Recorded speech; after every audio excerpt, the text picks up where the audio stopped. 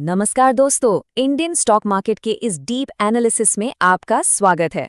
आज हम सिर्फ ऊपर ऊपर से चार्ट्स नहीं देखेंगे, बल्कि एआई और एकदम गहरी रिसर्च की मदद से ये समझेंगे कि मौजूदा बाजार में इतनी उथल-पुथल क्यों है और इससे भी जरूरी कि भविष्य में मौके कहाँ छिपे हैं।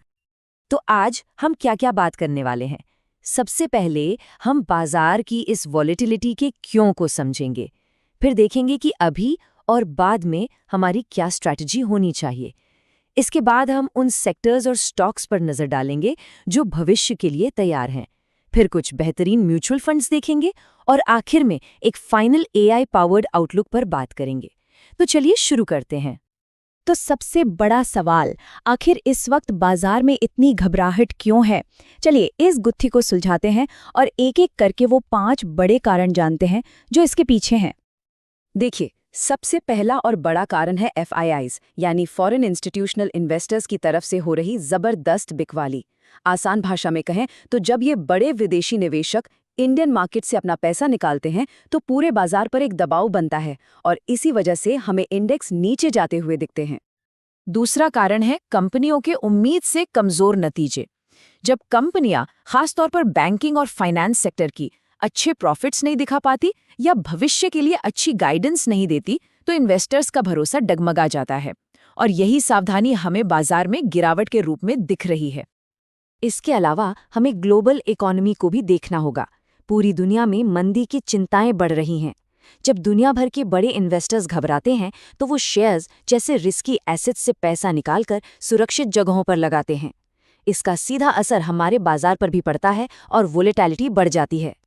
और हाँ, रुपए की कमजोरी और बढ़ती महंगाई को हम कैसे भूल सकते हैं।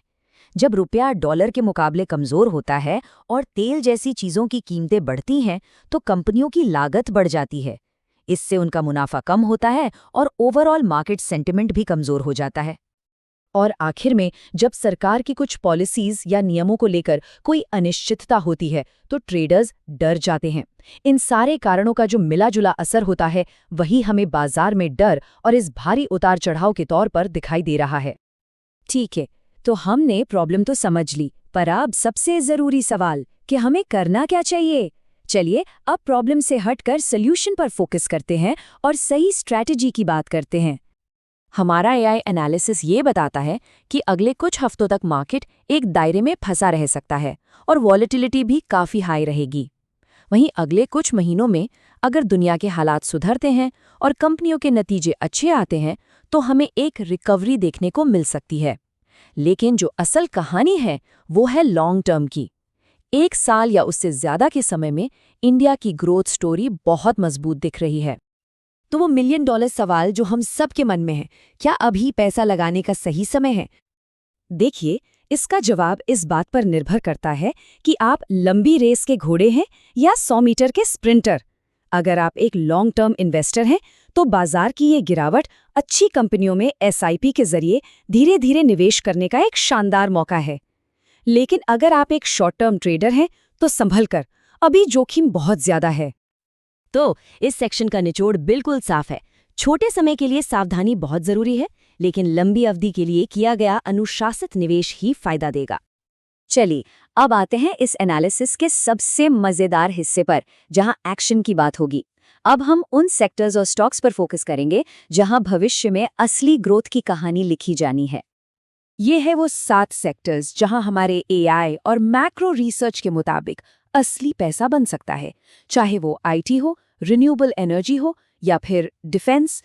ये सभी आने वाले भारत की अर्थव्यवस्था के ग्रोथ इंजन साबित होने वाले हैं। और यहाँ कुछ उन कंपनियों के नाम हैं जो इन ग्रोथ सेक्टर्स को लीड कर रही हैं। हमारे पास IT में TCS जैसा महारथी है, एनर्जी में रिलायंस जैसा पावर हाउस और रिन्यूएबल्स में अडानी ग्रीन जैसा फ्यूचर का खिलाड़ी। पूरी लिस्ट आप स्क्रीन पर देख सकते हैं। लेकिन मैं जानता हूं कि हर कोई सीधे स्टॉक्स में पैसा लगाने में कंफर्टेबल नहीं होता, तो अगर आप भी उनमें से एक हैं तो चिंता की कोई बात नहीं। इसका भी एक जबरदस्त विकल्प है और वो है म्यूचुअल फंड्स। सिर्फ ये दिखाने के लिए कि सही फंड चुनना कितना पावरफुल हो सकता है, जरा इन फंड्स की पिछली परफॉर्मेंस देखिए। इन्होंने कमाल का CAGR यानी कि चक्रवृद्धि वार्षिक वृद्धि दर दिया है। इसका सीधा मतलब है कि इन्होंने साल दर साल लगातार अपने निवेशकों को शानदार रिटर्न कमा कर दिया है। और अब भविष्य की बात करते हैं। ये वो फंड्स हैं जिन पर हमारे एआई ने हाई ग्रोथ पोटेंशियल के लिए अपनी मोहर लगाई है। ये फंड्स इंडिया की सबसे रोमांचक ग्रोथ स्टोरीज पर दांव लगा रहे हैं और आने वाले समय में बेहतरीन रिटर्न दे सकते हैं। तो म्यूचुअल फंड्स ही क्यों? क्योंकि ये आपके पैसे को कई स्टॉक्स में बांटकर रिस्क को कम कर देते हैं। आपका पैसा प्रोफेशनल फंड मैनेजर्स संभालते हैं और आप भावनाओं में आकर कोई गलत फैसला लेने से भी बच जाते हैं। चलिए अब इस पूरी बातचीत को समेटते हैं और उन मुख्य बातों पर एक बार फिर से नजर डालते हैं जिन्हें आपको याद रखना है। तो आज के इस विश्लेषण से 4 बातें साफ हैं। पहली, बाजार में जो ये गिरावट है वो बाहरी कारणों से है। दूसरी, ये एक शॉर्ट टर्म करेक्शन है, लंबी अवधि का मौका अभी भी बना हुआ है।